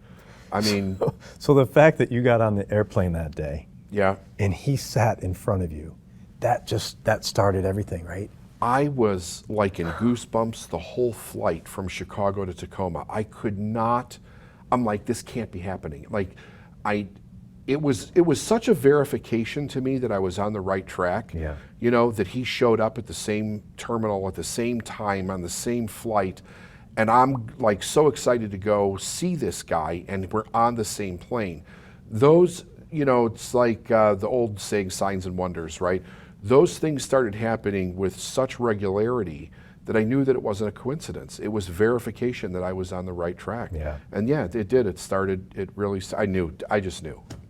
I didn't know what was going to happen, but I just knew that I was on the right track. And people should really pay attention to signs. Very much.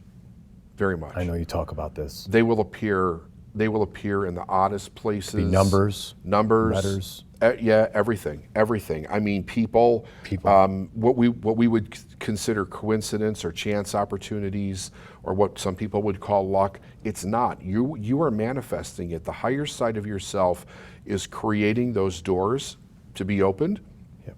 And their verification you're headed in the right direction. Please explain to people, because you do it, you live it every day. Yeah. And you've been doing it for a long time, but for the person that just doesn't believe in themselves or doesn't understand, and I've experienced it a little bit, but I'd love to hear it from you. I mean, we're God-like, I guess is the best way to say it, right? I mean, we could do anything we want. Yes. Yes, we can. We have the creative ability.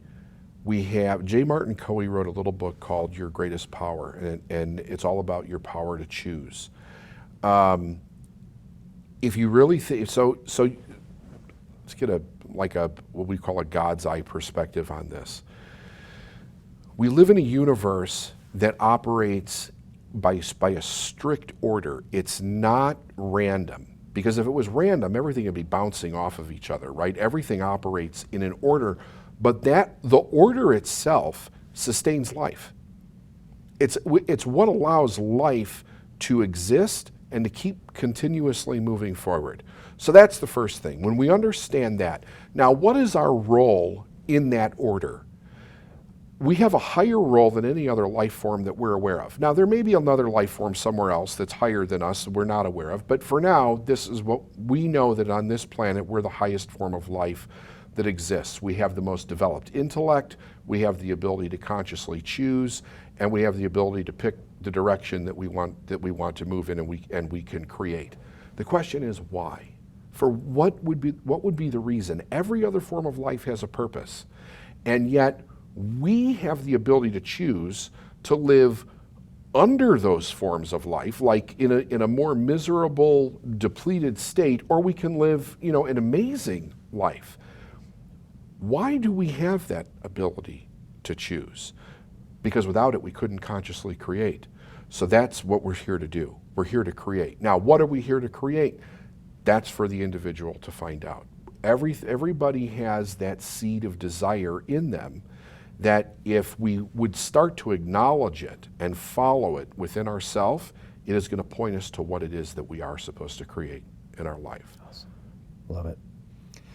Well, I can't thank you enough for this wealth of knowledge and information that we're going to pass on to others. I'm so appreciative to your staff, to Steph, and all those that made this possible today. So I thank you. Oh, you're welcome. Thank you. Oh, no, it's great. I do want to ask you, what's next for you? Is there anything that we should be aware of that's up and coming in the next weeks or months that we could look out for? You have a few visits to a couple different cities. Well, yeah. I mean, I'm going to be in a lot of different cities. Again, they can go to our website to look for that. The big event that we're doing in December here in Charlotte, North Carolina, is called The Art of Success, and of course, people are welcome to go to our website and sign up for that. That would be the next big thing that we're doing is going to be in December. Okay. But we're going to be in Phoenix. We're going to be in Chicago. We're going to be here. So we're if you just go to our website, we're always somewhere. Yeah. So yeah, that would be the best resource to find out where we're going to be next. 'Cause it's always changing too. Yeah. So excellent. Yeah. Excellent. And we'll look for some of the new things you're going to be doing with the podcast. That's really Definitely. exciting. Why Charlotte? Why did you pick this area out of everywhere you could live? You know what? That's a really long story. It was we were looking at I was living in Maryland, and we were looking at a place to open up the office. We had basically for years been working out of our home for a lot of different reasons. I had kids. We were raising kids. I was divorced. We were living in several different places. And I was traveling a tremendous amount, so we didn't necessarily want to put roots down in any one place.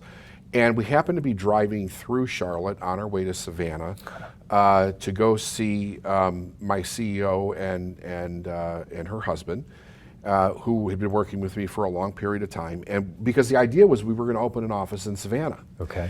And that didn't work out. The office in Savannah did not work out. And we were passing through Charlotte. We wanted to see my two oldest children who were living here. We were like, this looks like a pretty cool city. We would think about moving here.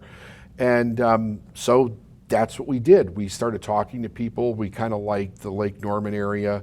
We thought it'd be a nice place to stay for a few years. We had team members that wanted to put some roots down and finish raising their children in one place and stop moving all over. So we just were like, flip the coin. We'll stay here for a while. So that's what we did. It's beautiful here. It is a beautiful place. Yeah, it's a beautiful place. Love it. And David, one last question I always ask every guest. Okay. And that is, what do you want your legacy to be ultimately? That I help someone. I just want somebody to say he made a difference. His life made a difference. That it doesn't have to be millions of people. If I helped one person, that would make my life worthwhile. Because somebody helped me. Awesome. Spoken from the heart. Yeah. Thanks so much. Appreciate it. And welcome to the American Real family. Thank you very much. I appreciate it. Thanks for having me.